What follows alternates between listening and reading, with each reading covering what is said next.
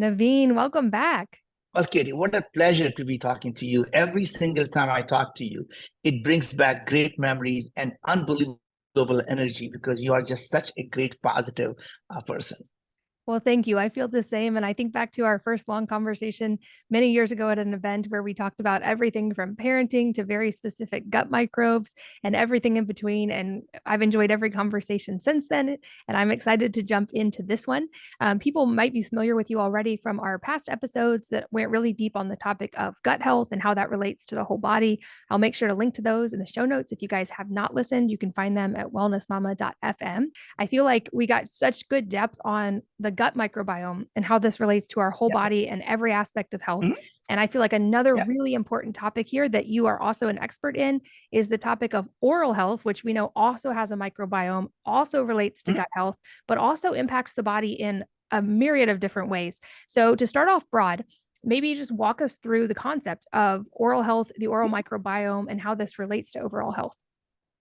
Well, so let's step back and look at the human body itself, right?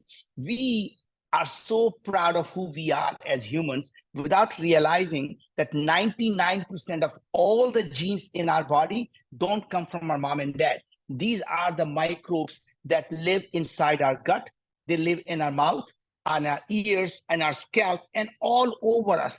100 trillion of these microbes that call the humans as home. So we really are, to large extent, this walking, talking ecosystem within the larger ecosystem we call universe. And any point of time we disturb this ecosystem, whether we are disturbing our oral microbiome or we are disturbing our gut microbiome, we in fact end up making our body sick. And the reason is because our body has come to rely on these microbes to provide the nutrients that our body needs. They are the sensors for the human body. They literally are telling when there is something bad is coming into the mouth, when something is bitter taste, something is a bad taste. It is the signal they send out and say, spit this thing out or vomit it out. This is just no good for you, right? So all these signaling are done by these microbes that are constantly are interacting with the environment, right? So microbes and the environment interact together, and they interact with the human host that we are as a host, and these 100 trillion microbes that live inside and on us. What's really interesting about the oral health is it's really a gateway to our digestive system. We as humans are really like a donut. There is a tube that goes through us, and there is a whole body that's around us. The beginning of the tube is our mouth, where all of our oral microbiome resides. And what's really interesting is that there is, in terms of the types of microbiome, there is more diversity of microbiome in our mouth, even though the quantity of microbes is lower than our gut, but they are more diverse set of microbiome in our mouth than they are in our gut. And just like gut, what happens in your mouth doesn't stay in the mouth. It actually impacts not only our gut microbiome, but also impact us as human beings. In fact, now the oral health is directly connected to our cardiovascular health. As most people may or may not know, our oral microbes are the primary producer of nitric oxide. As you know, the nitric oxide is absolutely needed for relaxation of our vascular system. And without that, we will have heart disease. And in fact, it also improves your sexual health. Like just, very clear, nitric oxide also increases the blood flow. The nitric, in addition to the oral microbiome, is directly connected to metabolism, especially diabetes. And many of the microbes in our mouth are now being directly connected to Alzheimer. So when you have a leaky gums, because our gums are the barriers, when your gums are bleeding, all these microbes are now going into the blood. And there is a theory that these microbes are now, in fact, infecting the blood-brain barrier, ends up in the brain, and that causes the infection. And when they analyze the people who die from Alzheimer, they see a tremendous amount of P. gingivitis and ginger pain being produced in many of these people who have Alzheimer. In fact, many of the oral microbes sometimes end up settling in our gut. Every day, we as humans are swallowing about 1.5 liter of saliva every single day. So that means we are swallowing all of those oral microbes that go into our gut. Normally, these microbes would die in the stomach because of the acidity. So normally the acid in the stomach would kill many of these microbes, if not most of them. But as more and more people are on anti-acid drugs and taking Nexium and Pepsid, now we don't have enough acidity in our stomach to kill these microbes, and these microbes end up settling in the gut. In fact, a couple of the microbes like Fusobacterium nucleatum, which is an oral microbiome, when it ends up settling in the gut, becomes #1 predictor of colorectal cancer. So the colorectal cancer, in fact, is caused by Fusobacterium nucleatum, which happens to be an oral microbiome. So as you can see, that even though we have our kidney and we have a heart, these are all interconnected. It's not that what suddenly happens in your mouth is going to stay in the mouth, and what's happening in the gut stays in the gut.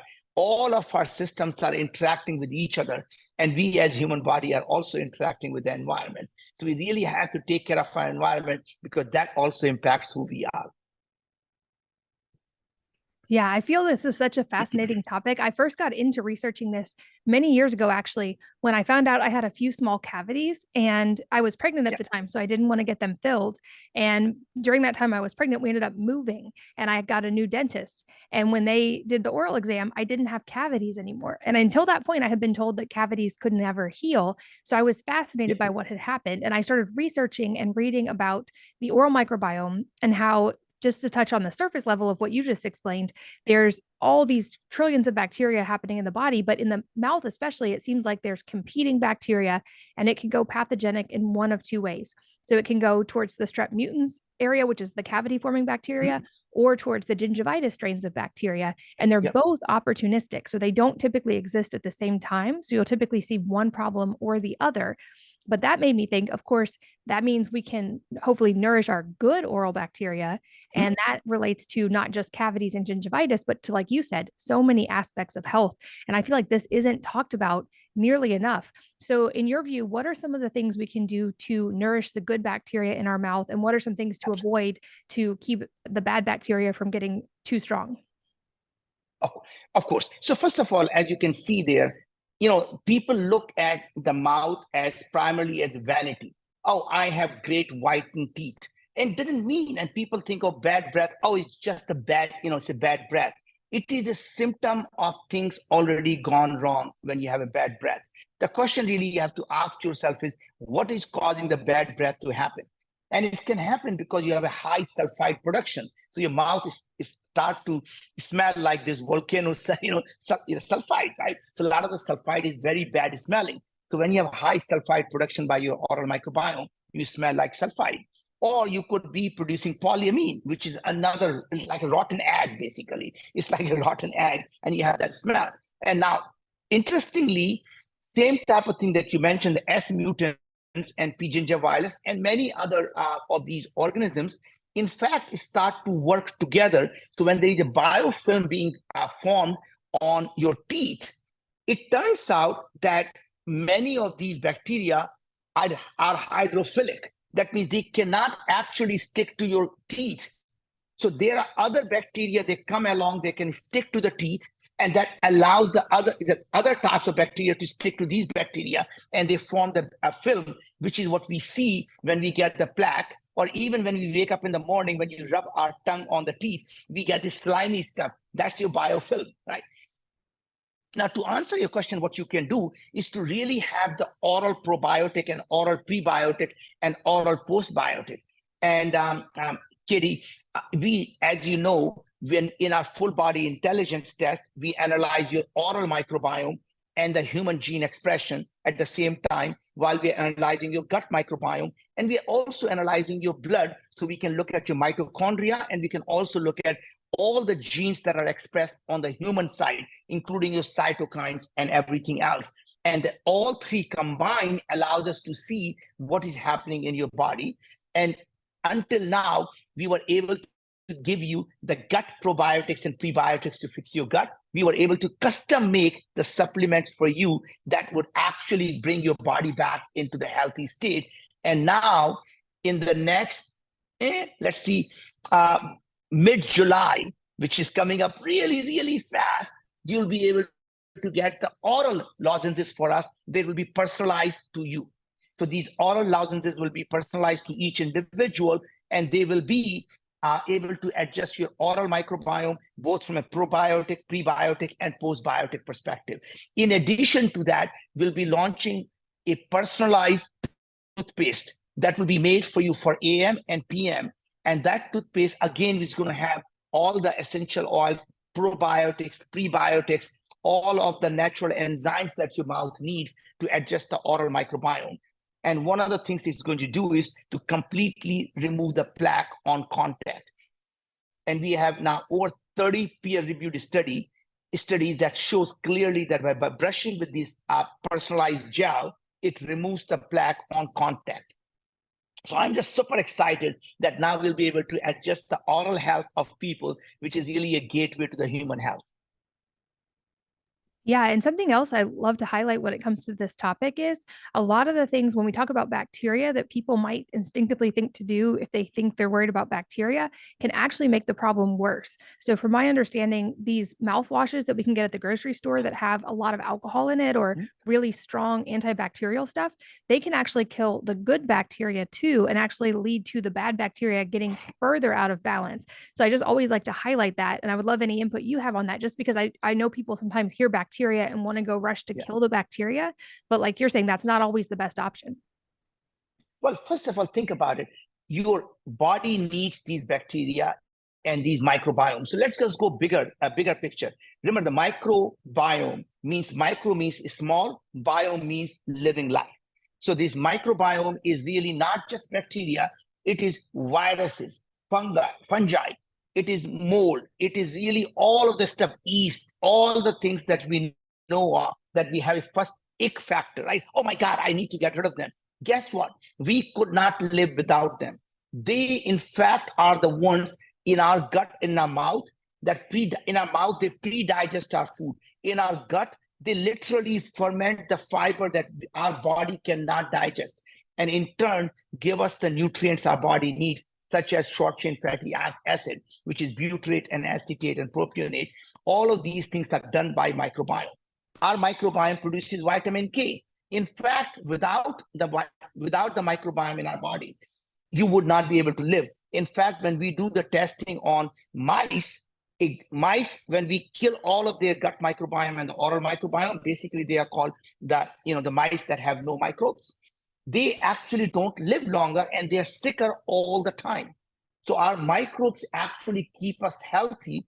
And when the baby is born through the birth canal, it gets a full exposure of microbiome to the baby. In fact, the microbiome is what's training the immune system for the baby. So in fact, the babies get sicker because the immune system no longer does not understand in the beginning what's a friend, what's a foe. And our microbiome is constantly training our immune system. And that's why as they get adult, they have a mature microbiome, the microbiome that's actually working with them. And unfortunately, the babies that are born through C-section doesn't sometimes get all of these microbes, and that causes a lot of the issues. So one thing you want to be very clear is these microbes are your friend. They are not your enemy. So taking antibiotics or taking a mouthwash that's antibiotic mouthwash, you're doing more damage than good. Killing these microbes does damage to human health, period. Right? So don't think that simply doing a mouthwash to actually kill the bacteria that may be causing the bad breath, you are doing yourself a favor. You are also getting rid of the bacteria that's going to produce the nitric oxide that your body needs. That's what's going to produce a lot of the pre-digestive enzymes that our body needs to be able to digest and absorb the nutrients in our body. Such an important point. And one thing I've talked about a little bit on here before, but I'll explain in a little more depth to your point, is we are first inoculated with all that important gut bacteria during the birthing process. And of course, C-sections are sometimes inevitable, like with my third. Yes. But one thing I learned was they can actually now do a swab of the mother's bacteria and put it on the baby even during a C-section. And the data I've seen on that is really fascinating as far as how that can actually help babies have fewer rates of allergies and eczema and a lot of the problems that can come with not getting that initial exposure. I know that also here there is that link between, like we've talked about, oral bacteria and the gut bacteria. So I'd love to talk about any factors that help to encourage both of those. For instance, one I've seen recurring in the literature is eating a diversity of foods, obviously foods that you don't react to, but it seems like many people today are eating a very narrow range of the same foods over and over, and that our guts tend to thrive more when we're exposed to a wide variety of vegetables and herbs and spices that nourish the body in different ways. But can you speak to that and any tips for giving our bacteria or gut bacteria what it needs to thrive? Sure. So, Katie, I'm going to step back and just maybe describe to the audience, people who may not have heard me before, about what is it that we do. So I am founder and CEO of Viome. That's V as in Victor, IOME, Viome Life Sciences. And first thing we do is we analyze your gene expression. We analyze your RNA. We don't analyze your DNA. We look at RNA.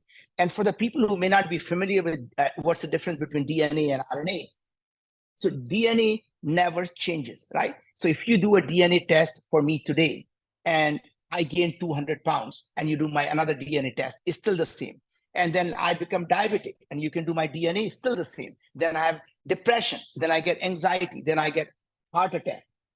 And you do my DNA test a day, again, it's the same DNA. In fact, after I die, if you were to do my DNA test yet again 10 years after I die, it's still the same DNA. We can still look at the DNA of Tutankhamun or DNA of dinosaurs, right?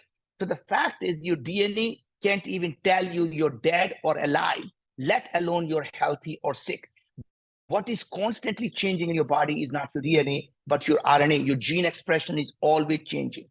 And for the people who are wondering what is a gene expression, the way I am able to understand for myself is that every part of our body is identical DNA.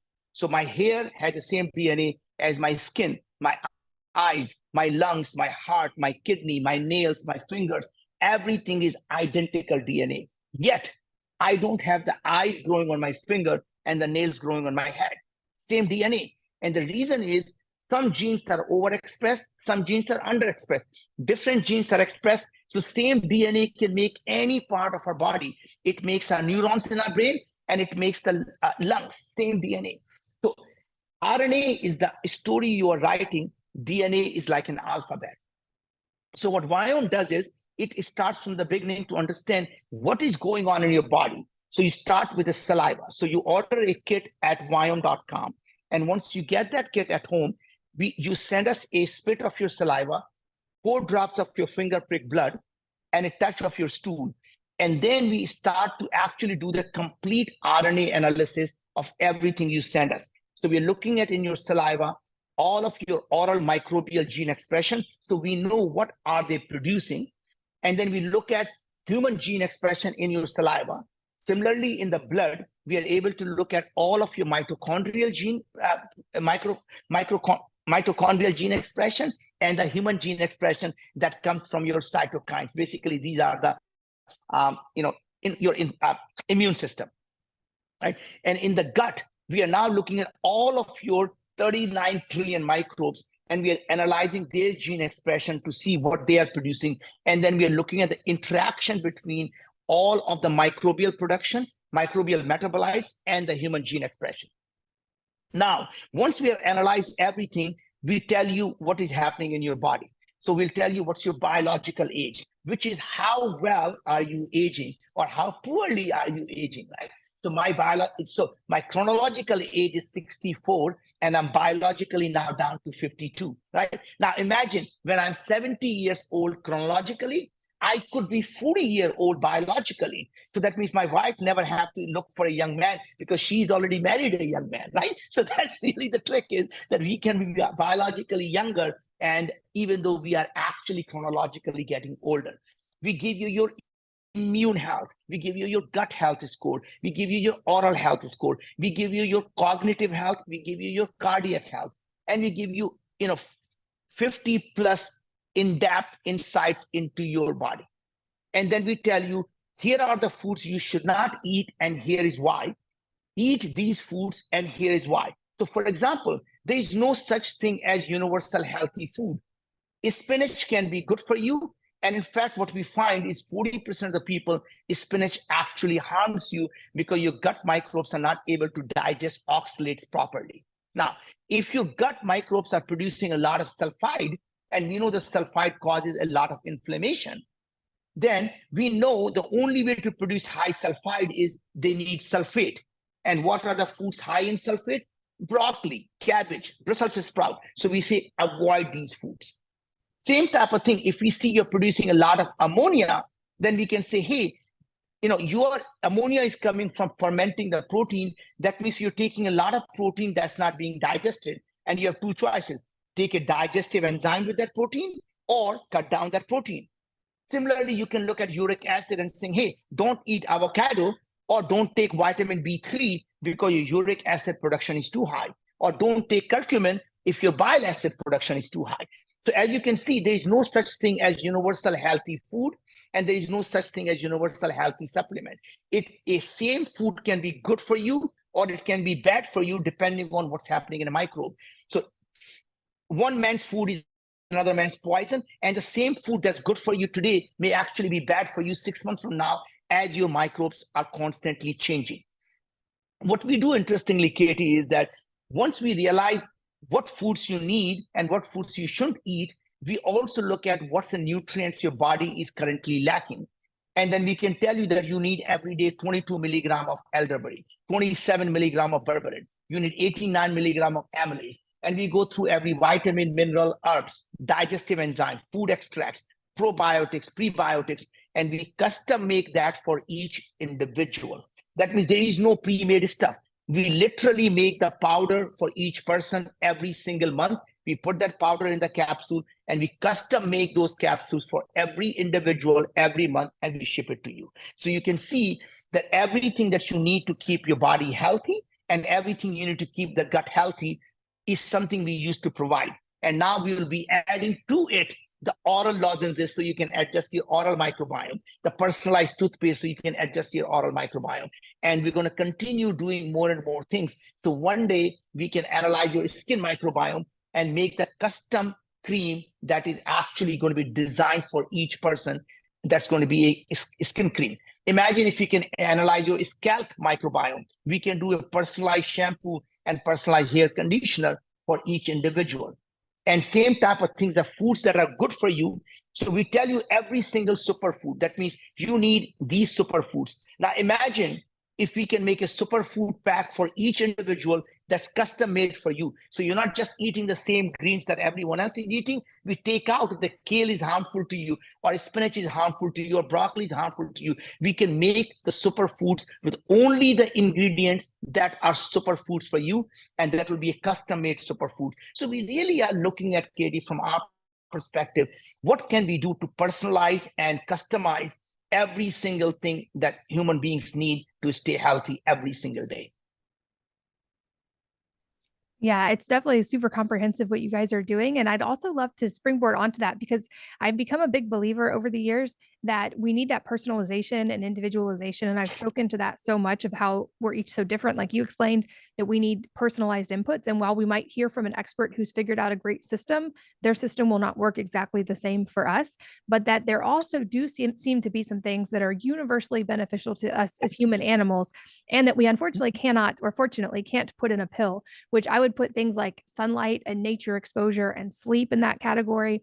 Like we know the data on morning sunlight and how that affects our circadian rhythm, how bright midday sunlight and the red light and blue light charge our cells, how I've never heard a single expert in 700 podcast episodes say sleep is not absolutely vital to our health. Oh my God. So I would love to hear your perspective from seeing all this data for thousands of people. What are the other things that are free that we can do at home that will make these things more effective?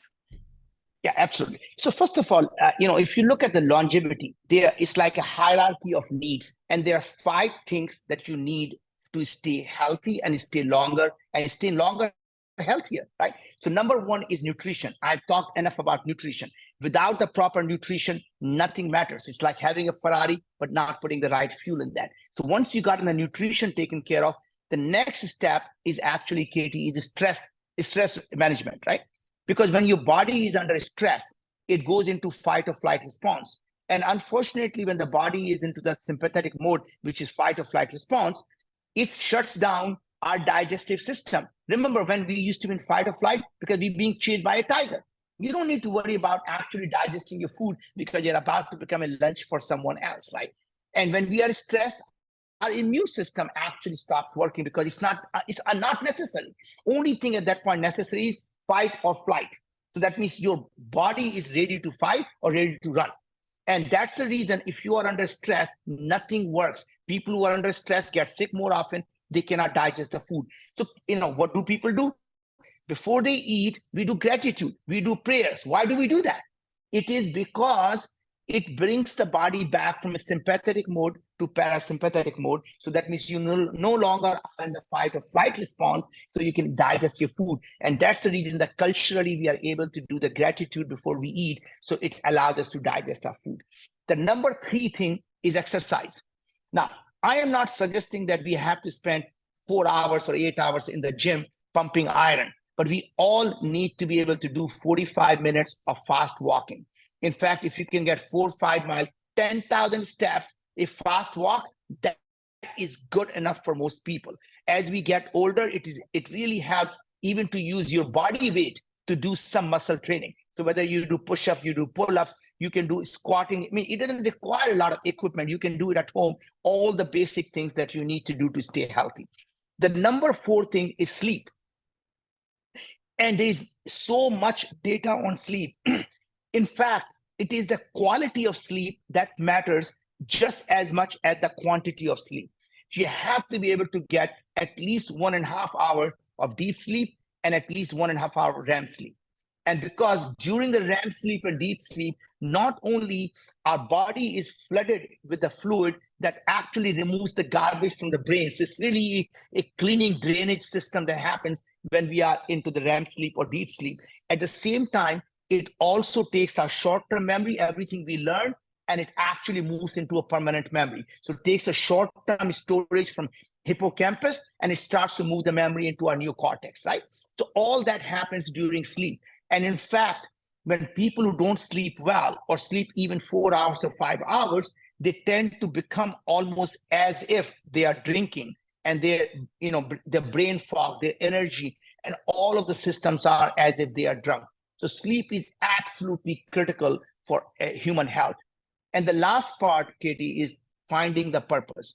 It is really important that people who live a life of purpose tend to live 10 to 15 years longer than the people who have no purpose. So do something that is beyond you, just good for you. Do something that's meaningful for others. And the more things you do to make other people's life better, the better you will be, healthier, and live longer. Yeah, I absolutely agree on that. I know we've had many personal conversations along those lines, and that for both of us, a big part of our purpose is improving the world for our kids and for future generations, and our children in general being a big focus. And on that note, I would actually love to talk about updates a little bit, because I've gotten to know your daughter a little bit recently, and she's actually doing some work similar to what you're doing but with the vaginal microbiome, which is another new and emerging area of research. And I think also very important to understanding this overall microbial environment of the body. So if you don't mind, speak a little bit and humble brag on your daughter a little. Sure. Well, actually, I'm going to have you, since you know about vaginal microbiome and how important it is to human health, I'm going to have you talk about it, and then I'm going to tell you about what does it take to be a great parent and how to raise children in an affluent family or even in a middle-class family, that they really have this hunger to go out and do audacious things. Yeah. So briefly, I'll touch on what she does, and I'll make sure there's a link in the show notes if you guys want to keep learning more. They have a lot of educational resources too. But I feel like this is an area of medicine that has been largely ignored for a long, long time, because for the majority of our recorded history, at least, the majority of researchers and doctors were men. So it was a somewhat overlooked area. But like we talked about earlier, we know that the mom's microbiome, including her vaginal microbiome, impacts a baby's lifelong health. And so from my understanding, what your daughter's doing is making testing available at home to the everyday person to understand what is going on in their own vaginal microbiome and how to improve it, just like we've talked about with the mouth, with the gut. And I feel like for women, this is a really important area that we now have access to understand at a deeper level. level, and that similarly will hopefully guide us in the direction of good practices that aren't going to destroy our microbiome and that can help us improve it, which is especially important for anyone who's considering having a baby. So that's her product and her company. I'll make sure it's linked to as well. But I know a purpose and a passion you and I both deeply share is the importance of raising kids who are kind and who are innovators and who also want to help make the world a better place, and that we've both taken some counterintuitive approaches to this and that we often get to compare notes on it. I would say for me, it comes from starting with a kind of skills up versus knowledge down approach, and looking at what are the long-term goals, the things I hope to impart to them, and then how do I best nurture that. And when we look at it through that lens, often the things that we would think to do as parents might not actually be the best approach.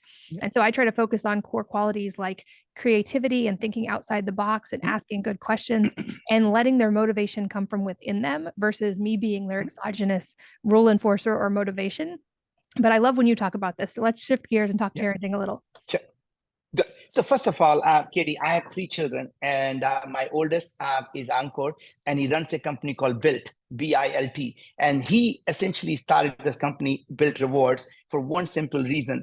He thought that many of us who are renting a place will never, ever build any equity. We are constantly keep wasting money away. So he thought, what if he can create a credit card that has no annual fee, and you can pay the rent on a credit card, and there's no credit card fee, so you don't have to pay 2.5% or 3% credit card fee, and you still earn the points on every single spend that you do, and you can use those points to actually pay the next month rent, or you can use them to buy a home, or you can use them one-on-one on any airlines you want, right? Unbelievable what he did. And that company within a year is now worth over $1.5 billion. It's processing over $6 billion already in less than 1 year, because he took on this audacious idea that could help the whole middle class of the country.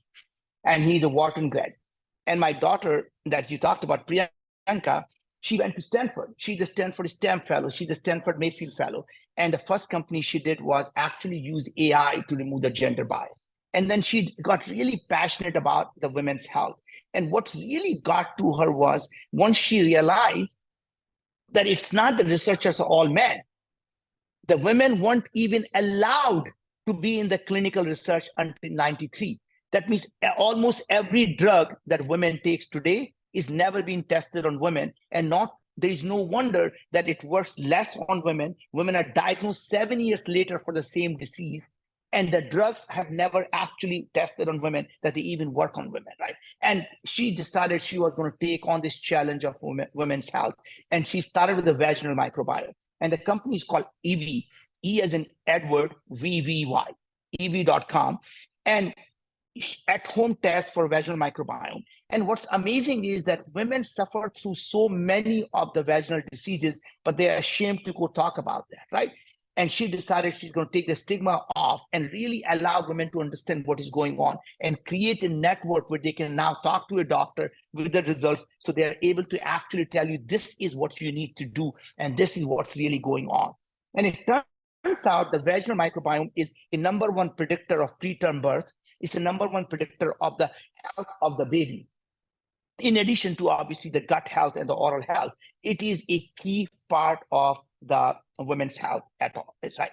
And our youngest one, by the way, just to complete, is Neil, and he's also a Stanford grad, and he's a Schwarzman scholar, and he's running a company called Valen, which essentially is completely rethinking how we buy homes and how we pay for our homes, the mortgages. So really looking at all ends of the spectrum of making sure that they continue to focus on things that can help billions of people live a better life. Because I really believe the success is defined by not how much money you have in the bank, but how many people's life you touch.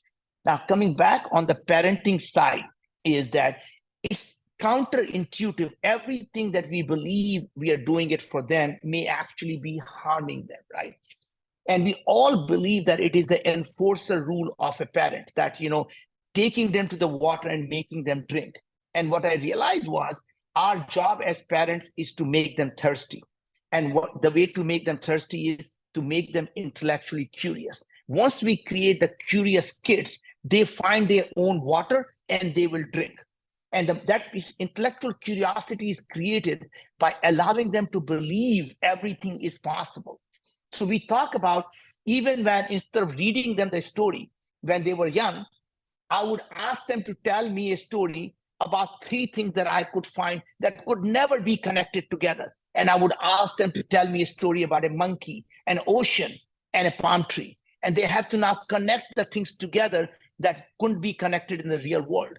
And the reason we did that was allow them to think that how disparate looking things can actually be connected. And it allows them to create new neural connection in their brain. So that they will ask, okay, Dad, now you get to tell me a story about a glass and and a leaf and a tree.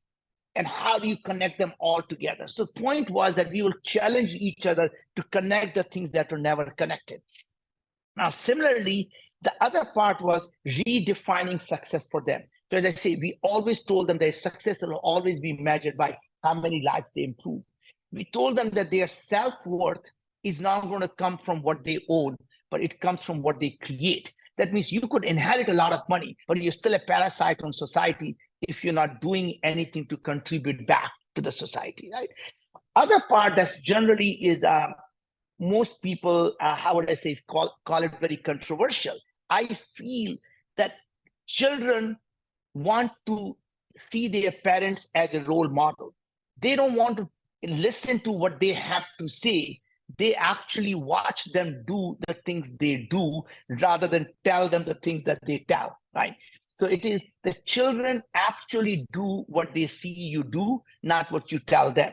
So if you say, hey, money doesn't matter, and you're constantly chasing money, they know, they see through that, right? If you make a lot of money and you say, look, I'm going to now sit at home and not do anything else instead of going out and continuing to improve the world, and then you tell them, hey, guess what?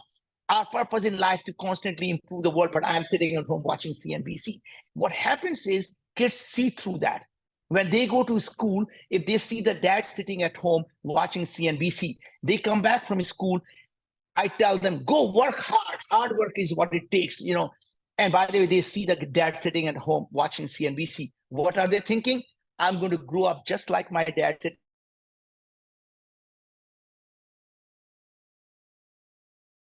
Then, Katie, after my first company became wildly successful, I started the second company, the third company, and the fourth company. And then I said, we're going to go to the moon, and created Moon Express to settle and got a $2.6 billion NASA contract, right? It started Wyoming. Even at the age of 58, I wanted them to see age doesn't matter. You can take on an audacious challenge, even in the area that you may not know much about. And that's really the feeling I wanted them to have. Just because they're non-experts, it is not their liability. Being a non-expert is their asset because they are able to challenge everything that experts have taken it for granted. And that allows them to actually rethink, reimagine, and recreate something that no expert will do.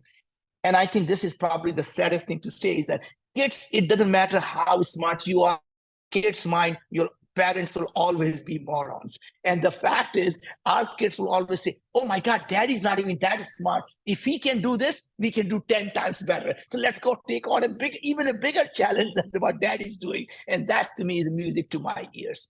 And Katie, and the fact is, you and I both, have talked about it.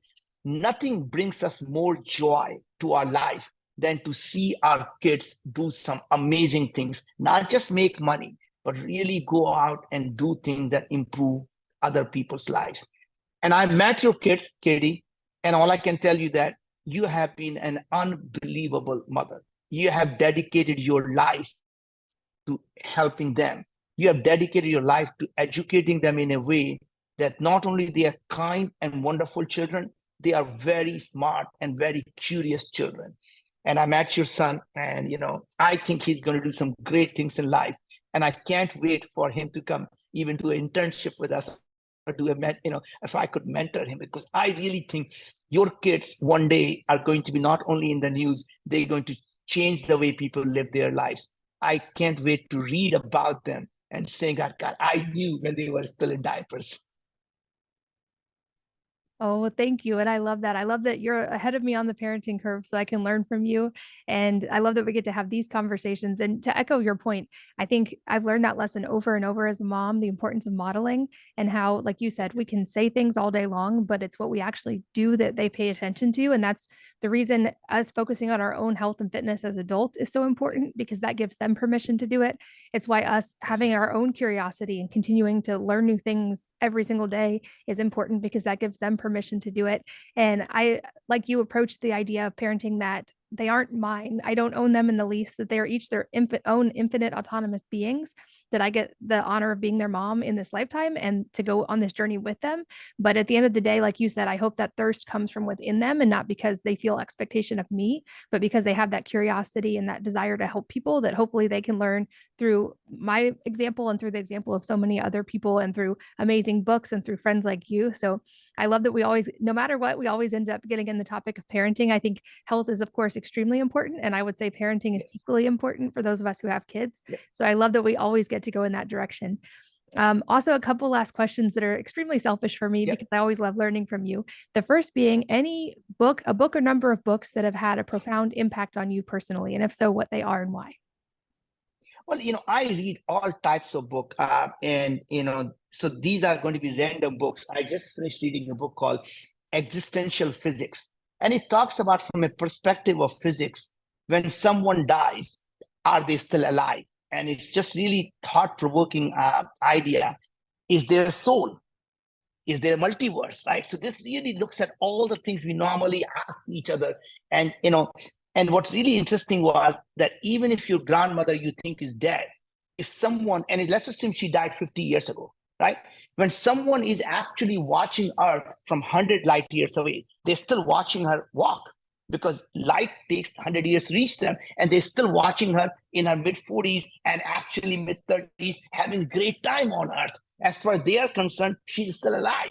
So the idea of this, whether someone is alive or dead, whether they exist or don't exist, do we as humans actually exist at all? Because we all know that we are made of atoms, and atoms are made of electrons and protons. They're made of quarks, and basically we are bundle of energy. Even though when we touch us, we feel solid, but we know it's not. It is just energy, and our haptic sensors are fooling us, right? So anyway, that's a great book in terms of understanding from a physics perspective what is there, what is not there. The other book I read was Thousand Brains by Jeff Hawkins, and it really talks about how our human brain works. And what's really interesting in that book was we always thought that our our brain works like a neural network. It has multiple layers, and each layer actually adds value to the previous layer. And in this book, it talks about that every piece of our neocortex is a column, and each column can compute completely, and it basically does the probability statistics and votes to say, is this or this? And it's really the polling that's happening in the brain that decides of what is right and what is wrong. I thought it was a really nice, interesting book. Another book that I just finished reading is Why Sleep Matters by Matthew Walker. Unbelievably great sleep scientist, and really explains in great detail of why sleep is so important. And he's connected sleep directly causatively to metabolic things like diabetes, obesity, and cancer, and many other diseases that can directly be related to people who actually get a lack of sleep. And it can causatively, not just association, but causatively how these things all connect together. So I think it was just a really interesting book to see that why we try to believe that it's a macho thing to do not to sleep, but it's really important for your health to actually get a good night's sleep. Well, I will add all three of those to my reading list and also to the show notes for you guys listening. They'll be at wellnessmama.fm, along with links to Biome and EV and all the other things we've talked about. And lastly, Naveen, any parting advice for the listeners today that could be related to something we've talked about or entirely unrelated life advice? Well, I think to me is that never stop dreaming. And I think, a lot of people around you will always try to bring you down and tell you, just because you're a woman, you cannot do that. Just because you're brown, you cannot do that. Just because you come from this poor background, you cannot do that. Or just because you have no knowledge of this industry, you cannot do that. The fact is, don't let someone define who you are. The way for me is fall in love with yourself, because the day you fall in love with yourself is the day the world will fall in love with you. You don't need someone else's approval for you to pursue your dreams. So dream so big that people think you're crazy, and always remember that you only fail when you give up. And your idea may or may not work, but every idea that does not work is simply a stepping stone to a different idea and a bigger idea. So my advice always is, fall in love with yourself, pursue your dreams, and don't let anyone ever tell you that you can't do them. Well, I think that's a perfect place to wrap up for today. Naveen, it's always a pleasure to have a conversation with you. Thank you so much for your time and for sharing today. Thank you, Katie. It's always an honor and a pleasure. And I always enjoy your positive energy and love talking about your children. Oh, well, thank you. And thanks as always to all of you for listening and sharing your most valuable resources, your time, your energy, and your attention with us today. We're both so grateful that you did. And I hope that you will join me again on the next episode of the Wellness Mama podcast.